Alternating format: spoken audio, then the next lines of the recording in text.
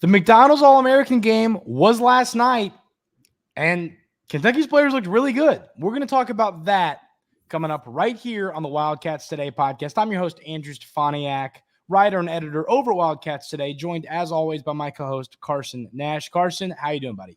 We're back. It's been a little bit. I'm excited to be back on the pod. That was a wild take there.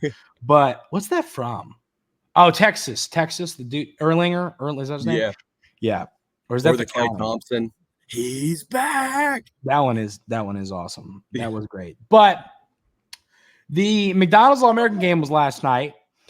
And, it was weird. I wonder when the last time Kentucky didn't have a starter in the McDonald's All-American game. Like, did Cason Wallace start?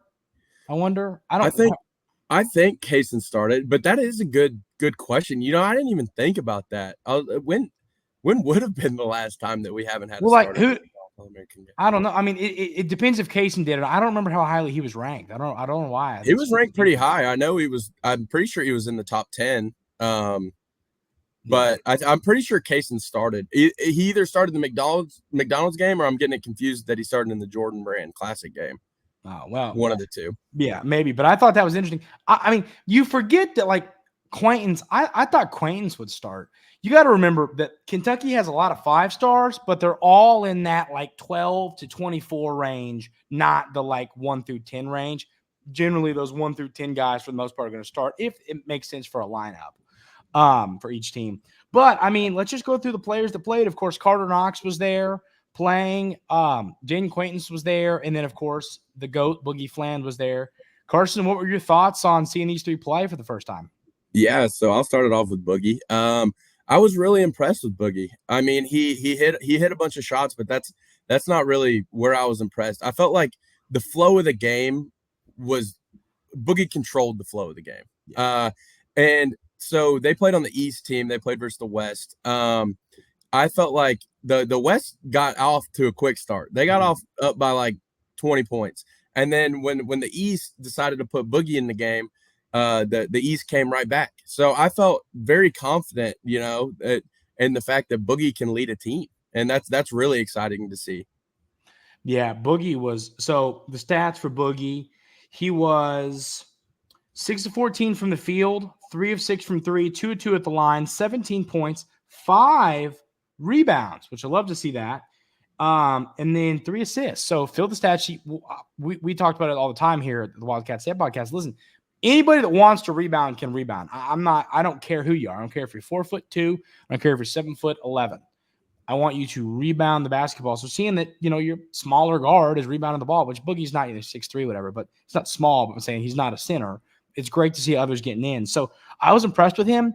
He's going to be the everybody does player comparisons. I'm not going to give a player comparison, but if you want who's going to be the most Rob Dillingham-esque player on next year's roster, it's going to be Boogie. They're not the same player. It's not what I'm saying.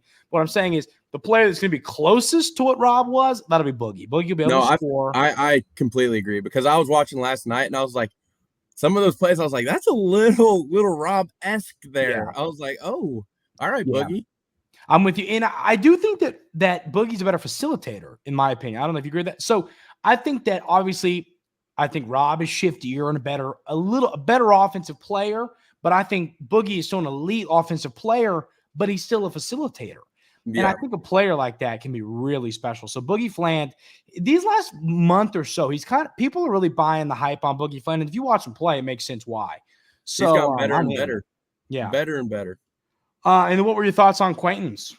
Yeah, so, Quaintance is 16 years old, of course. So he's technically not in the class that he's supposed to be in. And I feel like if he was in his own class, he'd be top 3 player for sure. Yeah. But he impressed me. He really impressed me. And in the McDonald's game, last year, Collier and DJ were MVPs. And you're going to get a lot of points in all-star games and stuff like that. But I thought the thing that really impressed me was his physicality. I almost think you could have stuck Quaintance on this year's team and he could have been the best rebounder. I know me and you were talking about it. That's not a debate, I don't think. Yeah. And that's sad because the dude's like 16 years. He'll be 16 and he'll turn 17 in July. So that's what stood out to me. I love that he was 3. So let's go over that. He was 3 of 4 from the field, 7 boards, 4 offensive rebounds, 3 defensive, 7 points, and then 3 assists. You'll take that all day. He also had 4 steals.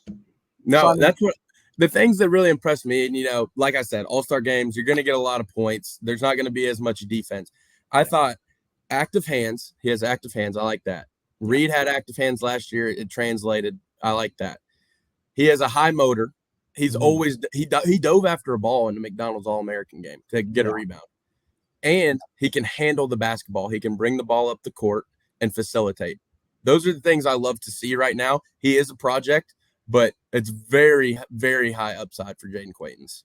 And I'm pretty sure you have him for 2 years because he's not going to be drafted eligible, right? No, yeah, you have him for 2 years. Here's the deal. Let's say we'll have an episode coming out tomorrow breaking down who we think's going to stay and come back with the roster from last year. And a player, Big Z, like if you get a Big Z back, I mean, he can be the guy this year with Quaintance, the guy maybe coming off the bench, giving you 14, 15 minutes a game. And then next year, he could be an absolute monster. Or he could start this year. I mean, I'm not saying that's not possible. I'm just saying having him for 2 years is going to be great, and it's going to give him time to develop. But, I mean, what I saw, these are the best of the best. And I know that they're freshmen, but these are the best of the best. They might not have that, like, man muscle that some of the 27-year-olds have in college basketball nowadays. But this is the best of the best. And, Quaintance looks like he belonged. I know he's young. He's probably the youngest guy out there. You have to assume that. I don't know that for a fact. But and he looked like one of the better players on the floor. I don't think it's a coincidence that the East was doing better with Quaintance, and I don't think that. Okay. Thank you. Go ahead. The East always did better when Boogie and Jayden were on the floor. I don't think it's a coincidence. What? Coincidence. Oh, okay. Heard you wrong. I agree with you. And the plus minus is, who had the best plus minus on the East team? Probably Boogie. Boogie had a plus 13, which was the best on his team. The second best was Drake Powell. I don't know who he's committed to. And then Quaintance had a plus 7, which, I mean, there's a lot of minus. There's a lot of minuses on here. Quaintance had a plus 7. So they were better. The East team, who won thanks to a go-ahead shot, which ended up being a game winner, because it was go-ahead from Boogie Fland, they won, and they were better when those two were on the floor. So that's the reality here. And then you got Karter Knox. What were your thoughts on Karter Knox? I thought Karter Knox played his role. I thought he's very smooth. So he didn't take a lot of shots, but he made almost every shot he took. And I feel like Karter Knox is going to be a guy for us that's going to have to play a role. So I think that the way that he knows how to play will fit our team perfectly. I think he's a good shooter. He's physical. He drives to the basket, and he'll do what we need him to do. And I really like Karter Knox. I like his game. He's smooth. He's very smooth. Yeah, he was 4-6 from the field in this game, made his only 3. He had 9 points and 1 rebound. His plus minus wasn't great, but like nobody on that. Like there was a lot of not great plus minus. Well, that second team for the West, that's when the Boogie and Quaintance came in, and they went on that run in the first half. And I think that's when a bunch of those players got a worse plus minus. So I think plus minus, it's a good stat and it's a bad stat at the same time. I'm telling you this. He played better than that. Yeah, you said it's a good stat and a bad stat. I sat here, I didn't pay attention to stats at all. What I saw was when Boogie and Jayden were in the game, the East were awesome. Yeah. And when the West had Karter in the game, Karter did good. So, yeah. And I'll tell you what made me feel better about Karter Knox. I'll be honest. I thought he was going to be one of those athletes who doesn't end up being a great basketball player. I think he's going to be really good. I do. Yeah. I think he's got that. I think he's been one of those guys who comes to Kentucky and he's good, but he's going to be like a crazy NBA player, which I'd love people to just come to Kentucky and be great Kentucky basketball players, which that'd be great. But I think he's going to be good. I think he's going to be really good for the Cats this year. Here's the thing, I'll tell you. He reminds me a little bit of Justin Edwards, but the thing is that he won't have any of the pressure that Justin had coming into Kentucky because he's not rated as high.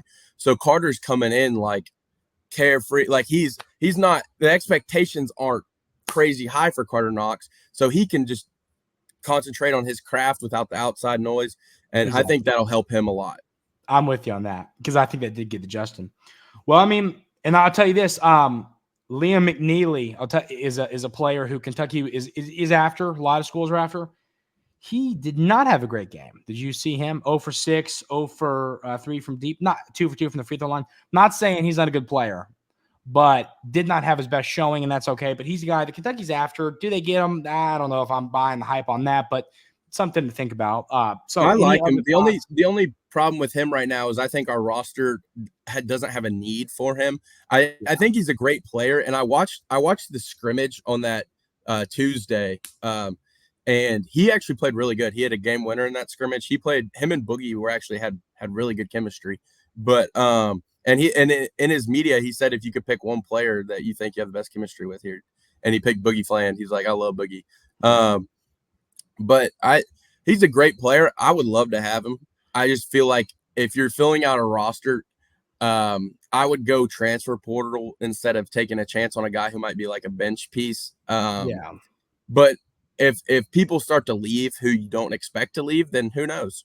Yeah, I'm with you on that. So any other thoughts on this game? No, I'm excited for the future. We'll see how it all correlates, but I'm really excited about these guys.